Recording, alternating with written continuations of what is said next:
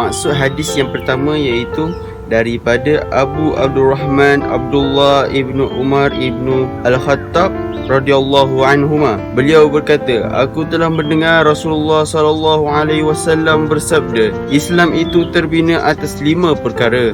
Naik saksi mengaku bahawa sesungguhnya tiada Tuhan melainkan Allah dan bahawa sesungguhnya Muhammad itu adalah utusan Allah.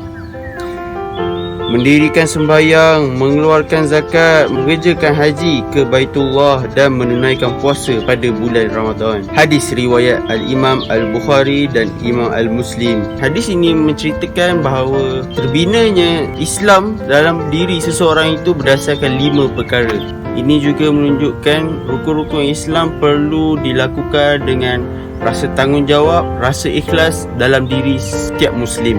Apabila seseorang Muslim itu mula menegakkan rukun-rukun Islam dalam diri mereka, ini bermakna kesempurnaan, keteguhan, keutuhan dan keelokan dalam binaannya. Hadis yang seterusnya daripada Abu Ruqayyah Tamim ibnu Aus Al-Darri radhiyallahu bahawa Nabi SAW bersabda, agama itu adalah nasihat. Kami berkata, untuk siapa? Baginda bersabda, untuk Rasulnya, untuk para imam kaum muslimin dan umat Islam seluruhnya. Hadis riwayat Al-Imam Muslim. Pengajaran yang kita dapat daripada hadis ni adalah agama Islam adalah agama nasihat, iaitu agama yang berorientasikan nasihat sebagai teras pembinaan umat, menjaga perpaduan, mencipta kemajuan dan pembangunan, sama ada kemajuan duniawi ataupun pembangunan rohani. Membiarkan kerosakan terus berlaku atau perkara yang kurang baik dilaksanakan adalah bertentangan dengan konsep nasihat Islam. Kerana nasihat Islam ni dia membawa kepada kebaikan.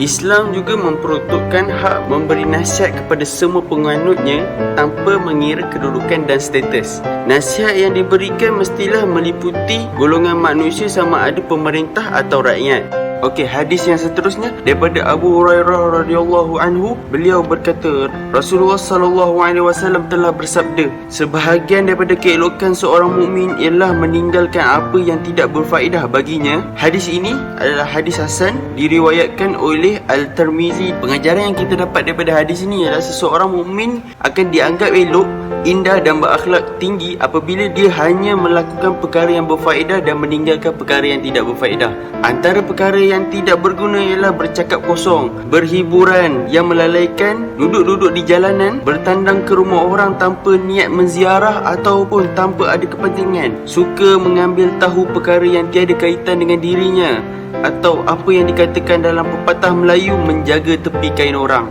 Sekiranya umat Islam meninggalkan perkara yang tidak berfaedah, yang tidak ada kena-mengena dengan dirinya, nescaya mereka mampu mencipta kejayaan dan kemajuan serta menghasilkan produktiviti yang berkualiti.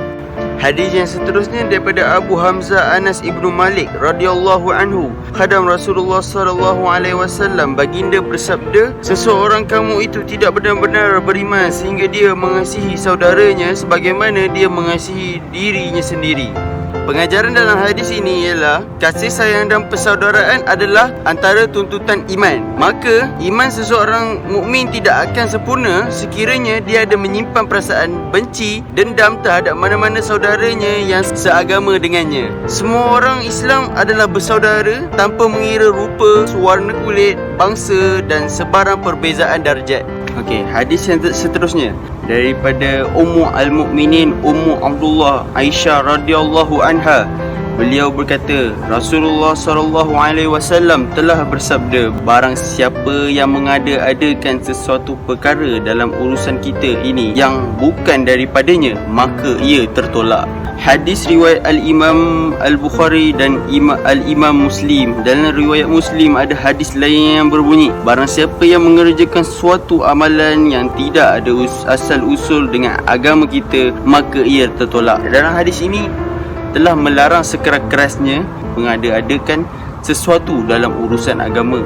Sebarang tokok tambah, pengurangan atau ubah sual yang bertentangan dengan asal usul agama adalah bid'ah. Apa yang dimasukkan bid'ah itu? Bid'ah ialah segala perkara yang tidak berdasarkan usul agama, seumpama mereka mencipta cara beribadat yang tertentu seperti sembahyang cara baru, upacara keagamaan yang baru dan sebagainya. Oleh itu, setiap Muslim haruslah menjauhkan diri daripada terjebak dalam perbuatan bid'ah sesat kerana ia boleh membawa kepada kehancuran diri.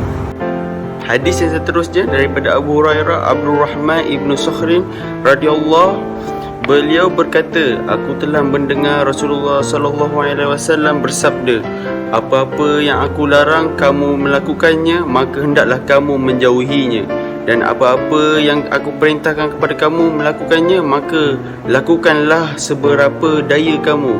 Sesungguhnya umat yang terdahulu daripada kamu telah binasa lantaran banyak persoalan dan banyak perselisihan mereka terhadap nabi-nabi mereka. Hadis riwayat Al-Imam Al-Bukhari dan Muslim.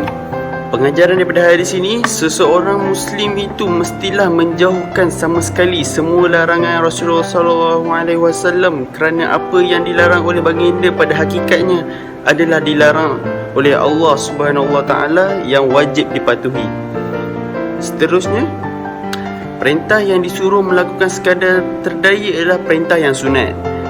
Perintah yang wajib atau fardu ain mestilah dilakukan tanpa kelonggaran kecuali kelonggaran yang diizinkan oleh syarak, iaitu kerana uzur atau sakit. Sifat yang terlalu suka bertanya perkara yang bukan-bukan, berbahas banyak soal jawab dan juga membantah para nabi dan rasul adalah perangai umat yang terdahulu. Lantaran itu mereka telah ditimpa kesusahan dan kebinasaan. Oleh itu, umat Rasulullah SAW diberi peringatan agar jangan mengulangi kesilapan ini. Okey, hadis yang seterusnya daripada Abu Hurairah radhiyallahu anhu, bahawa seorang lelaki telah berkata kepada Nabi Muhammad SAW, berikan daku wasiat. Baginda bersabda, janganlah engkau marah.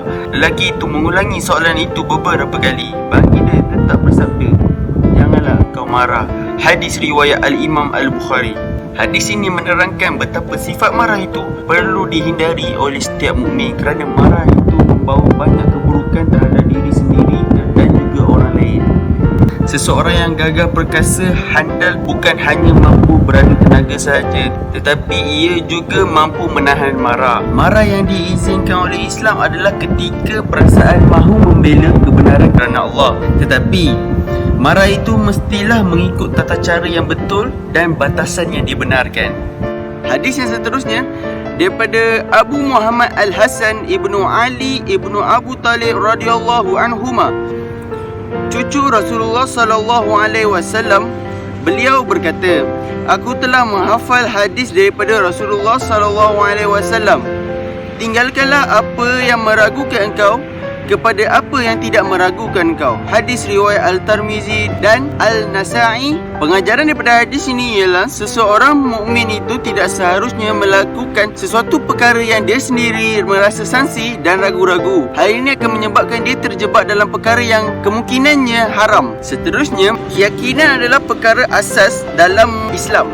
Oleh itu, amalan yang dilakukan dengan yakin akan dikira sah dan diberikan ganjaran pahala.